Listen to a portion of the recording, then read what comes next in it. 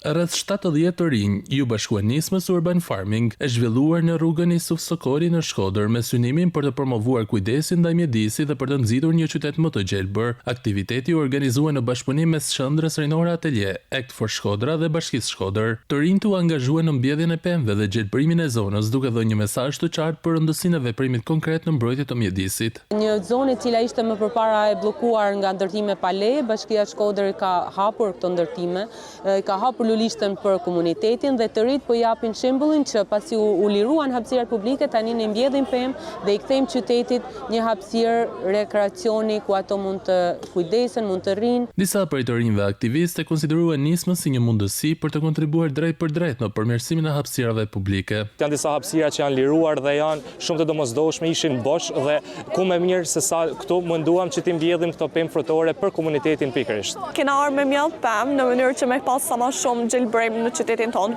Kam qenë disa herë, kam marrë pjesë edhe një herë tjetër që është bë po i njëjti aktivitet. Qyteti ka shumë nevojë për me shtu hapësira të gjelbërta, sepse ne kena një urbanizim, ne kena transportin, edhe pse është qyteti i biçikletave gjithmonë ka me pas nevojë për ato hapësira të gjelbra. Nisma Urban Farming vjen si një thirrje për më shumë angazhim qytetar, duke përcjellë një model se ndryshimi nis nga veprimi dhe se një pemë mbjell sot është një investim për të nesërmen.